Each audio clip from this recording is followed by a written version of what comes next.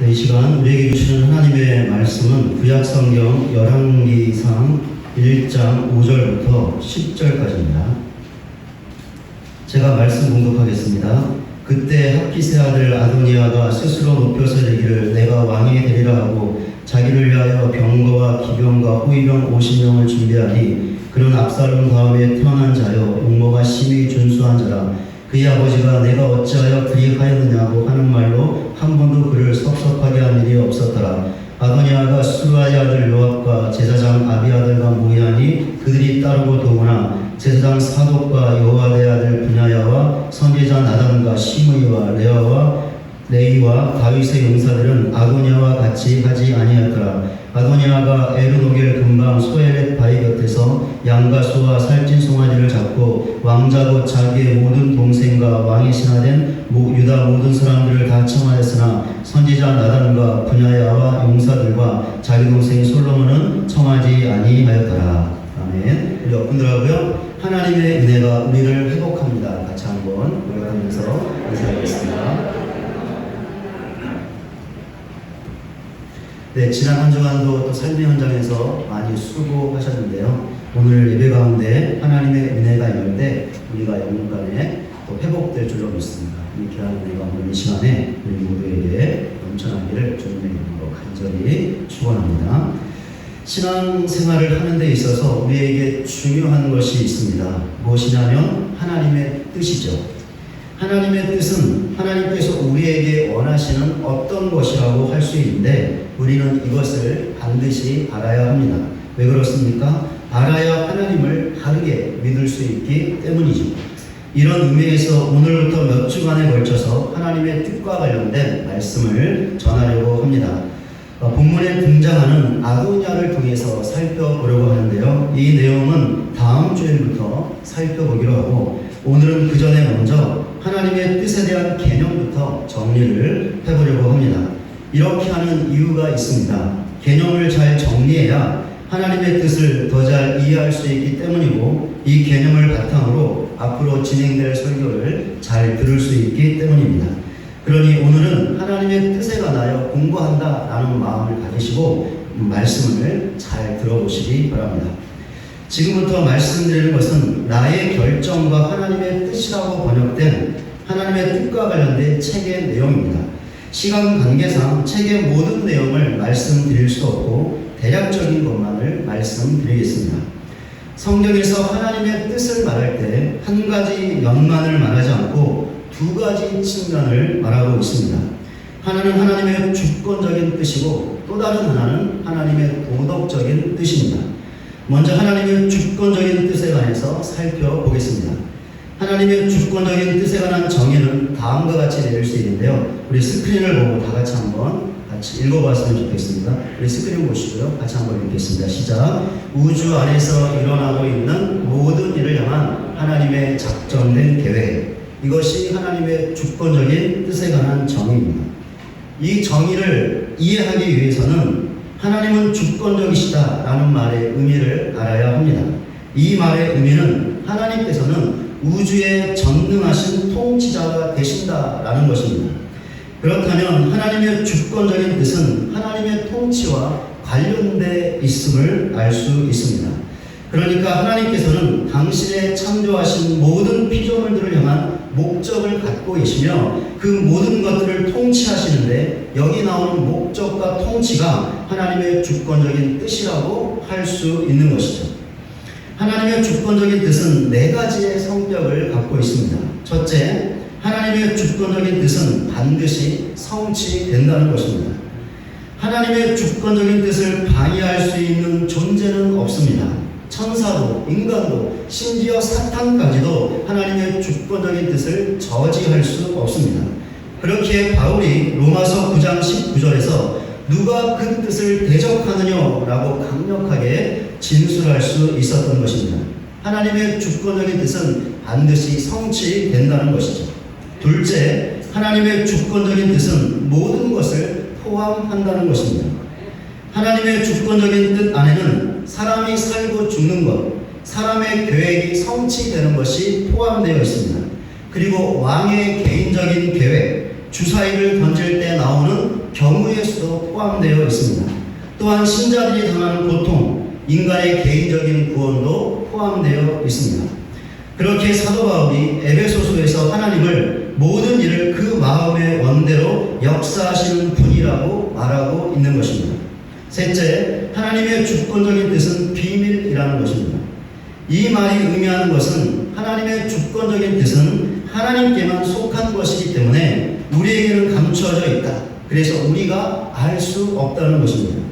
하나님의 주권적인 뜻은 오직 하나님 한 분만이 아시는 것입니다. 그렇기에 사도 바울이 로마서에서 깊도다 하나님의 지혜와 지식에 부유하며 그의 판단은 측량치 못할 것이며 그의 길은 찾지 못할 것이다 라고 말하고 있는 것입니다.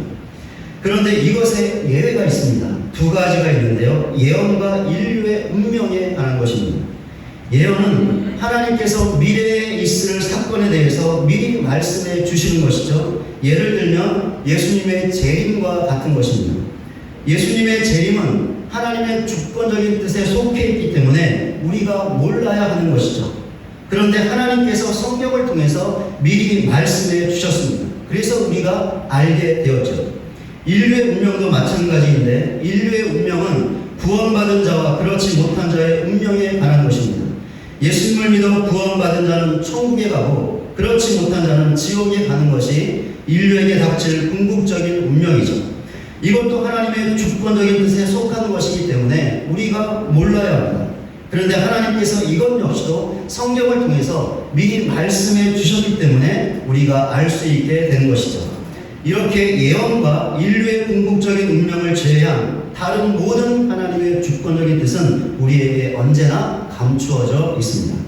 넷째, 하나님의 주권적인 뜻은 완전하다는 것입니다. 하나님의 주권적인 뜻은 무엇인가 결핍되었거나 부족한 것이 절대로 아닙니다. 만약에 하나님의 주권적인 뜻이 불완전하다고 생각된다면 그것은 죄 때문에 그렇게 생각하는 것입니다. 왜냐하면 죄 또한 하나님의 주권적인 뜻 안에 있기에 그 죄도 하나님께서 작정하신 것이기 때문입니다. 선하신 하나님의 주권적인 뜻 안에 죄가 없으면 좋았는데 그러면 정말로 완벽했을 텐데 죄가 있기 때문에 무엇인가 불완전하다고 여기게 되는 것이죠. 그런데 여기서 중요한 사실이 있습니다. 무엇이냐면 죄가 하나님의 주권적인 뜻 안에 있기는 하지만 그래서 하나님께서 그 죄를 작정하셨지만 그렇다고 해서 하나님께서 그 죄를 조성하거나 만들지 않았다라는 것입니다. 죄는 인간 때문에, 즉 한 사람 아담 때문에 하나님의 창조 세계에 들어왔습니다. 그러니 죄에 대한 책임은 하나님이 아니라 인간이 져야 하는 것이죠. 하나님께서는 죄에 대한 책임이 아니라 오히려 그 죄 때문에 영광을 받으셔야 하는 분이십니다. 왜 그렇습니까? 그 죄로부터 인간을 구원하시는 하나님의 사랑과 은혜가 베풀어졌기 때문이죠. 그렇게 사도 요한이 요한계시록에서 죽임을 당하신 어린 양이 능력과 부와 지혜와 힘과 존귀와 영광과 찬송을 받으시기에 합당하다라고 하나님을 어린 양이신 예수님을 찬양하고 있는 것입니다. 인간이 지은 죄 때문에 예수님께서 십자가에서 죽임을 당하셨습니다. 이것은 너무나도 분명한 하나님의 사랑과 은혜이지. 그리고 이것 때문에 죄인된 인간이 구원받을 수 있었습니다. 그렇기에 하나님께서는 죄에 대한 책임을 지시는 것이 아닙니다. 오히려 그 반대이죠. 죄 때문에 영광과 존귀와 찬송을 받으셔야 하는 것입니다. 그렇기 때문에 하나님의 주권적인 뜻 안에 죄가 포함된다고 해서 하나님의 주권적인 뜻이 절대로 왜곡되거나 잘못된 것이 아니라 완벽한 것입니다. 그래서 사도 바울이 다음과 같은 진술을 할 수 있었습니다. 로마서 8장 28절입니다. 우리가 알거니와 하나님을 사랑하는 자, 곧 그의 뜻대로 부르심을 입은 자들에게는 모든 것이 합력하여 선을 이루느니라. 앞에서 말씀을 드렸듯이 우리의 모든 것이 하나님의 주권적인 뜻 안에 있습니다. 특별히 우리가 살면서 당하기 싫은 것들이 있죠. 예를 들면 아픔, 슬픔, 고통, 괴로움, 고난 같은 것들도 하나님의 주권적인 뜻 안에 있습니다. 그런데 우리는 이런 일들을 직면하게 될 때 나에게 왜 이런 일들이 일어나는지를 알 수 없습니다. 왜 하나님께서 나에게 이런 슬픔과 고통을 주셨는지 그 답을 얻지 못할 때가 많이 있죠. 그래서 때로는 하나님을 원망하고 하나님께 불평하기도 합니다. 우리가 이렇게 되는 이유는 이것들이, 우리가 당하는 이 모든 것들이 하나님의 주권적인 뜻 안에 있기 때문이죠. 그러니 우리가 알 수 없는 것입니다. 그러나 분명한 사실이 있죠. 하나님께서 주권적인 뜻으로 이런 것들을 우리에게 허락하셨다는 것입니다. 그런데 하나님의 주권적인 뜻은 완전하고 선하다는 것이죠. 이것이 우리가 아는 전부입니다. 그런데 우리는 이것만으로도 충분합니다. 왜 그렇습니까? 사도 바울의 진술대로 하나님의 뜻은 모든 것이 합력하여 선을 이루기 때문이죠. 하나님은 반드시 당신의 주권적인 뜻 안에서 우리의 고통과 아픔과 슬픔과 고난을 선하게 바꾸어 주실 것입니다. 바로 이 지점에서 하나님의 주권적인 뜻이 우리에게 주는 너무나 귀하고 귀한 영적인 유익이 있습니다. 무엇이냐면 우리가 하나님의 주권적인 뜻이 완전하고 믿는다면, 모든 것이 합력하여 선을 이룬다고 믿는다면, 우리가 그 어떤 순간과 상황에 처한다 하더라도, 그 어떤 문제를 당한다 하더라도 그것들로 인하여 좌절하거나 낭망하지 않을 수 있다는 것이죠. 용기를 잃지 않을 수 있고 포기하지 않을 수 있다는 것입니다.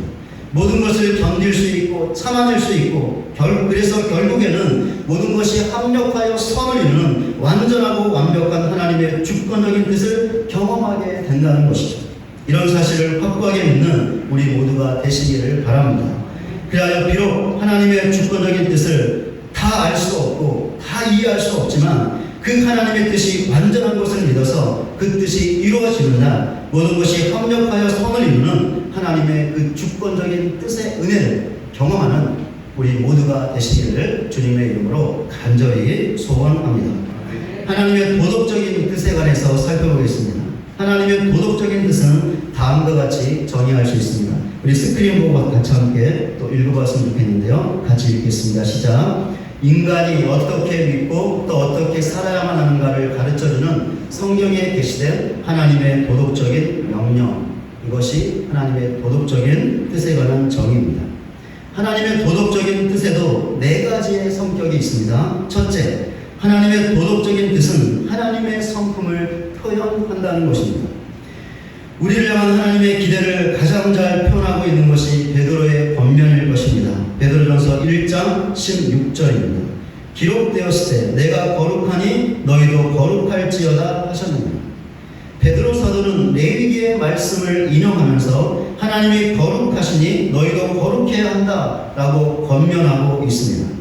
여기서 베드로는 거룩이라는 하나님의 성품을 말하고 있는데, 우리들에게 그 성품을 닮아야 한다고 권면하고 있는 것이죠.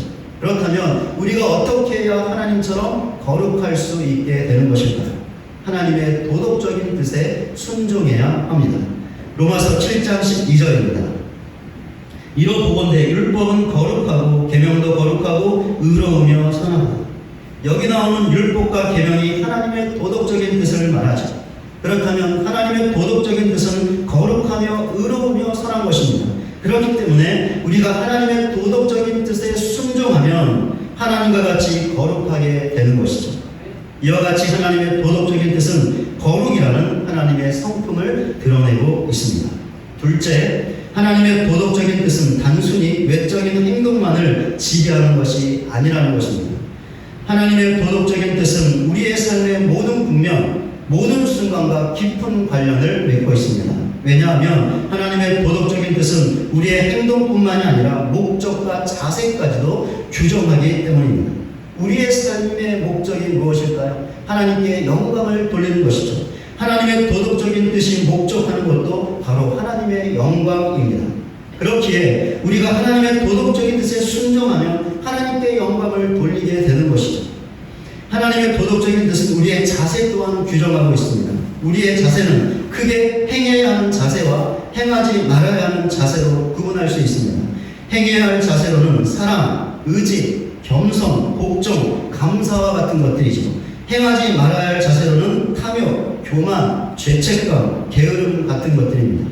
하나님의 도덕적인 뜻이 이런 자세들을 교정해 주고 있는 것이죠. 그렇기에 우리가 하나님의 도덕적인 뜻에 순종할 때 행해야 하는 자세들을 취할 수 있고 행하지 말아야 할 자세들을 취하지 않을 수 있습니다. 이처럼 하나님의 도덕적인 뜻은 우리의 외적인 행동만이 아니라 우리의 삶의 목적과 자세까지도 규정하고 있습니다. 셋째, 하나님의 도덕적인 뜻은 성경에 완전히 계시되어 있으며 우리의 신앙과 행동에 최종적인 완전한 권위를 갖는다는 것입니다. 우리의 신앙과 행동의 옳고 그름을 무엇으로 판단할 수 있을까요? 바로 성경에 계시되어 있는 하나님의 도덕적인 뜻으로 할 수 있습니다. 그렇기에 우리는 하나님의 도덕적인 뜻이 갖고 있는 완전한 권위 앞에 굴복해야 하는 것입니다.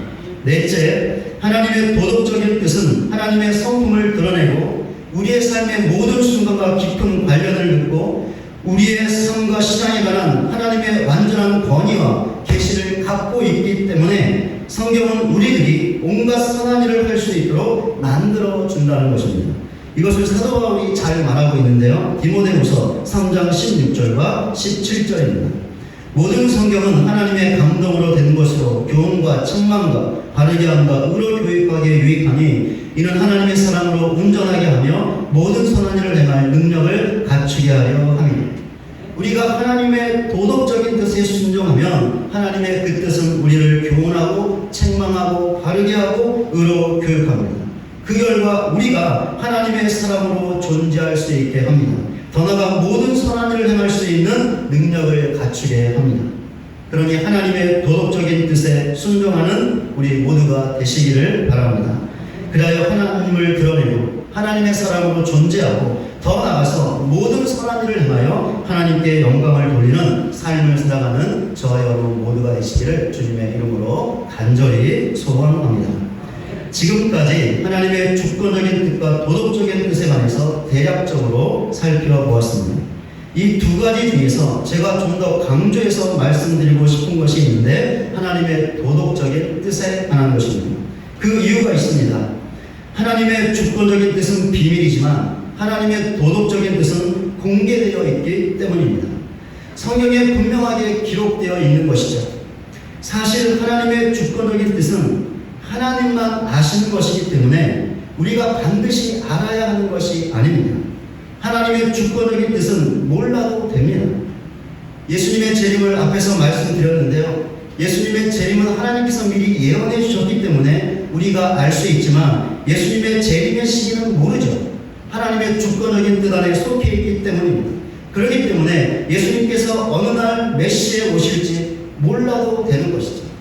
그것을 몰라도 신앙생활하는데 아무런 지장이 없습니다. 그런데 그것을 알고 싶어하는 사람들이 있죠. 그래서 어떻게 됩니까? 이단에 빠지는 것이죠. 하나님의 주권적인 뜻을 알고 싶은 사람들은 그 결과가 별로 안 좋습니다. 이단에 빠지거나 잘못된 신앙을 갖게 되는 것이죠. 또한 하나님의 주권적인 뜻은 우리의 순종 여부와는 상관없이 반드시 성취되는 것입니다. 우리가 순종하든지 안 하든지 하나님께서 작정하신 것이기 때문에 반드시 이루어지게 되는 것이죠. 그렇기 때문에 우리는 성경에 기록되어 있는, 그래서 우리가 분명하게 알고 있는, 또한 순종해야 하는 하나님의 도덕적인 뜻에 더 관심을 갖고 집중해야 하는 것입니다. 그래서 제가 하나님의 주권적인 뜻보다는 도덕적인 뜻을 좀 더 강조해서 말하고 싶은 것입니다. 그렇기에 제가 오늘 설교 중에 하나님의 뜻이라고 말할 때 그 뜻은 하나님의 도덕적인 뜻임을 미리 말씀을 드립니다. 하나님의 뜻은 이미 말씀드렸듯이 성경에 계시되어 있습니다. 인간의 언어로 분명하게 기록되어 있죠. 그렇다면 우리를 향하신 하나님의 뜻은 이미 우리에게 주어져 있는 것입니다. 성경에 나와 있는 단어 하나하나에, 문장 하나하나에, 이야기들 하나하나에, 인물들 하나하나에 우리를 향하신 하나님의 뜻이 담겨져 있는 것이죠. 한 가지 예를 들면 다음과 같습니다. 성경은 분명히 우리들에게 염려하지 말라고 말씀하고 있습니다. 마태복음 6장 34절입니다. 그러므로 내일 일을 위하여 염려하지 말라. 내일은 내일이 염려할 것이요 한날의 괴로움은 그날로 족하니라. 빌립보서 4장 6절입니다. 아무것도 염려하지 말고 다만 모든 일에 기도와 간구로 너희 구할 것을 감사함으로 하나님께 아뢰라. 베드로전서 5장 7절입니다. 너희 염려를 다 주께 맡기라. 이는 그가 너희를 돌보십니다. 성경은 줄기차게 우리들에게 염려하지 말라고 말씀하고 있습니다. 염려 대신 감사함으로 그것을 놓고 주님께 간구하라고 말씀하고 있습니다. 염려하지 말고 그것을 주님께 맡기라고 말씀하고 있죠. 이것이 바로 우리를 향하신 하나님의 뜻입니다. 그리고 우리는 이 뜻에 반드시 순종해야 합니다. 그렇게 하나님의 이 뜻이 우리에게 너무나 중요한 것이죠. 그런데 이것이 성경에 기록되어 있다는 것이죠. 너무나 분명하게 나와 있습니다. 그렇게 우리는 다른 엉뚱한 곳에서 다른 엉뚱한 방법으로 하나님의 뜻을 찾고 구할 필요가 없습니다. 하나님의 뜻을 구한다고 금식 기도를 하거나 기도원에 가거나 기도하면서 무슨 환상을 보거나 할 필요가 없다는 것이죠. 대신 어떻게 하면 되죠? 성경을 펴서 읽으면 됩니다. 성경에 분명하게 하나님의 뜻이 나와 있기 때문이죠. 그래서 우리는 성경을 펴서 읽기만 하면 우리를 향하신 하나님의 뜻을 분명하게 알 수 있는 것입니다. 그리고 그 하나님의 뜻에 순종하면 되는 것이죠. 기도는 여기에서 하는 것이죠. 하나님의 뜻을 알기 위해서 기도하는 것이 아니라 하나님의 뜻을 알고 성경에 나와 있는 하나님의 뜻을 알고 그 뜻에 순종할 수 있게 달라고 기도하는 것입니다. 그때 금식 기도도 하고 필요하면 기도원에 가서 기도도 하는 것이죠. 순종하게 달라고 이 부분에서 기도해야 하는 것입니다. 그런데 하나님의 뜻을 알고 순종하기 위해서 중요한 것이 있습니다. 무엇이냐면 우리 자신을 포기해야 한다는 것이죠. 우리 자신의 욕망과 욕심, 우리 자신 안에 있는 가득한 탐심과 나쁜 감정들을 버려야 한다는 것입니다. 한번 생각해 보시기 바랍니다. 어떤 일들과 문제로 심각하게 염려하는 내 자신의 감정을 포기하지 않는다면 염려하지 말라는 하나님의 뜻에 순종할 수 있을까요? 순종할 수 없습니다. 정말 함께 있고 싶지 않고 말하고 싶지도 않고 심지어 얼굴조차 보기도 싫은 사람에 대한 나의 미움의 감정을 버리지 않는다면 이웃을 내 몸과 같이 사랑하라는 하나님의 뜻에 순종할 수 있을까요? 순종할 수 없습니다. 육신의 정욕과 안목의 정욕과 이 세계의 자랑을 사랑하면 하나님만을 사랑하라는 하나님의 뜻에 순종할 수 있을까요? 순종할 수 없습니다. 그렇기 때문에 우리가 하나님의 뜻에 순종하려면 우리 자신의 욕심과 욕망을 포기할 수 있어야 하고 우리 안에 가득한 탐심과 나쁜 감정들을 버릴 수 있어야 하고 육신의 정욕과 안목의 정욕과 이생의 자랑을 포기할 수 있어야 하고 세상을 사랑하는 마음을 포기할 수 있어야 하는 것이죠. 그런데 너무나 안타까운 사실이 있습니다. 저를 포함한 수많은 그리스도인들이 하나님의 뜻에 순종하기 위해서 내가 포기할 것들을 버리지 못하고 있다는 것이죠. 아니 이런 것에는 별로 관심이 없어 보입니다. 대신에 극히 개인적인 하나님의 뜻을 찾는데 정력을 낭비하고 있습니다. 이것은 하나님의 뜻에 관한 또 다른 측면인데요. 하나님의 개인적인 뜻이라고 부르는 것입니다. 이 뜻에 대한 정의는 다음과 같이 내릴 수 있는데 우리 같이 한번 스크린 보면서 또 같이 한번 읽겠습니다. 시작. 하나님은 한 개인을 향한 정확한 뜻을 가지고 있다라는 것입니다. 그림으로 말하면 일정, 하나의 점입니다. 정확한 한 점을 말하는 것이죠. 예를 들면 이런 것인데요. 내가 지금 어디를 가야 됩니다. 그런데 그곳에 가기 위해서 여러 가지 이동수단이 있는데 버스나 지하철, 택시 여러 가지가 있습니다. 그런데 그것에 대한 하나님의 정확한 뜻이 있다는 것이죠. 그래서 버스와 전철과 택시 중에서 반드시 전철을 타야 한다는 것이죠. 전철이 정확한 하나님의 뜻이기 때문에 다른 것은 타면 안 된다는 것이죠. 내가 자동차를 사려고 하는데 차 색깔, 차 색에 대한 하나님의 정확한 뜻이 있다는 것이죠. 그래서 다른 색깔은 안 되고 반드시 회색이어야 한다는 것이죠. 회색의 차량말을 사야 한다는 것이죠. 제가 간단한 예를 들어서 그렇지 나를 향한 정확한 일정을 찾고 결정하는 것을 어렵게 만드는 복잡한 경우들도 있습니다. 예를 들면 나는 어떤 대학에 가야 하는가, 나는 어떤 직업을 가져야 하는가, 나는 누구와 결혼을 해야 하는가, 이런 것들이죠. 이런 경우에 있어서 나를 향한 하나님의 정확한 일정이 있다면 그것을 찾고 결정하는 것은 그렇게 간단한 것도 아니고 쉬운 일이 아니죠. 그렇기 때문에 이것들에 대한 정확한 한 점을 찾다 보면 많은 시간을 낭비할 수 있고 결단을 내리지 못하고 우유부단할 수 있고 그러다 보면 갖고 있는 힘을 낭비할 수도 있습니다. 또 방황하고 낭망하고 좌절할 수도 있죠. 그런데요, 하나님의 개인적인 뜻은 성경적인 개념이 아닙니다. 성경에서 가르치고 있지 않습니다. 이 내용은 나중에 다시 한번 공부를 했으면 좋겠습니다. 오늘은 하나님의 개인적인 뜻에 관련하여 한 가지만 말씀을 드리겠습니다. 신자가 자기에게만 해당하는 개인적인 것을 어떻게 알고 결정할 것인가에 대하여 성경이 제시하는 일반적인 원리에 관한 것입니다. 한번 그림을 보시기 바랍니다. 스크린에 나오는데요. 그림을 보시면 하나님의 도덕적인 뜻이라는 큰 원이 있습니다. 그 안에 개인적인 뜻이 있는 것이죠. 그래서 신자는요, 자기 개인적인 것은 하나님의 도덕적인 뜻이라는 큰 원 안에서 하나님이 주신 자유의지가 있는데 그 의지를 갖고 스스로가 선택하고 결정하는 것입니다. 결혼을 예로 들어보겠습니다. 결혼은 개인적인 것이죠. 그래서 결혼에 대한 결혼은 개인적인 것이지만 결혼에 대한 하나님의 도덕적인 뜻이 있습니다. 무엇이죠? 같은 그리스도인들끼리 결혼해야 한다는 것이죠. 이것이 하나님의 분명한 도덕적인 뜻입니다. 이것이 바로 큰 원이죠. 그렇게 신자는 이 원 안에서 자신에게 주어진 자유의지로 배우자를 얼마든지 결정하고 선택할 수 있습니다. 사람은 자신이 원하는 배우자상이 있죠. 자기가 생각하는 조건들이 있습니다. 그렇게 맞게 선택하고 결정하면 되는 것이죠.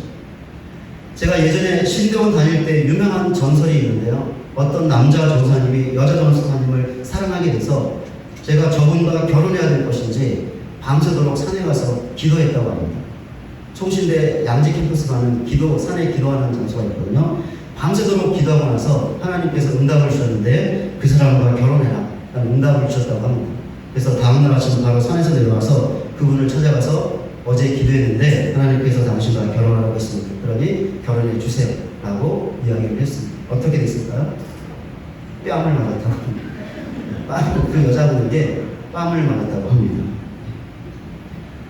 예, 우리가 이 개인적인 뜻은요, 이 원리대로 결정하면 되는데 이렇게 한다고 해서 하나님의 뜻에 불순종하는 것이 절대로 아니죠. 왜 그렇습니까? 같은 그리스도인과 결혼하라는 하나님의 도덕적인 뜻에 순종했기 때문이죠. 바로 이것이 성경에서 제시하고 있는 개인적인 뜻을 알고 결정하는 것에 관한 일반적인 원리입니다. 결혼만이 아니죠. 다른 개인적인 모든 것들은 이 원리에 따라 적용할 수 있고 그래서 본인이 결정하고 선택할 수 있습니다. 그런데 문제는 많은 그리스도인들이 이 원리를 깨닫지 못하고 나를 향한 하나님의 정확한 일정을 찾기 위해서 너무 힘들어하고 답답해하고 시간과 정력을 낭비하고 때로는 방황하고 지치고 절망하고 있다는 것이죠. 또 어떤 다른 부류의 사람들은 주권적인 뜻을 알기 위해서 성경을 더 깊이 들어가고 그래서 잘못된 신앙을 갖고 심지어 이단에 빠지고 그런 일들이 일어난다는 것입니다. 그러면서 정작 너무 중요한 성경에 분명하게 나와 있는 그래서 반드시 순종해야 하는 하나님의 도덕적인 뜻에는 관심을 갖지 않는 것입니다. 그러니 그 뜻에 순종하기 위하여 버릴 것을 버리지 못하고 포기할 것을 포기하지 못하고 있는 것이죠. 그러니 수많은 그리스도인들이 하나님처럼 거룩해지지 못하는 예수님을 닮아가지 못하는 미성숙한 믿음의 삶을 여전히 살아가고 있는 것입니다. 말씀을 맺겠습니다. 하나님의 주권적인 뜻과 도덕적인 뜻 그리고 개인적인 뜻에 관하여 대략적으로 살펴보았습니다. 이 세 가지 중에서 우리에게 무엇보다 중요한 것은 성경에 분명하게 나와 있는 하나님의 도덕적인 뜻입니다. 왜 그렇습니까? 하나님의 도덕적인 뜻을 알고 그것에 순종해야 우리가 더욱더 하나님처럼 거룩하게 되고 예수님을 닮아갈 수 있기 때문입니다. 그럴 때 하나님께 영광을 돌릴 수 있기 때문이죠. 그러니 이런 사실을 반드시 알고 성경에 분명하게 나와 있는 하나님의 도덕적인 뜻에 더 큰 관심을 갖고 이 뜻에 순종할 수 있도록 버릴 것을 버리고 포기할 것을 포기하는 우리 모두가 되시기를 바랍니다. 그래야 날마다 조금씩 하나님처럼 거룩하게 되고 예수님을 닮아가서 그 삶을 통하여 하나님께 영광을 올려드리는 저와 여러분 모두가 되시기를 주님의 이름으로 간절히 축원을 드립니다.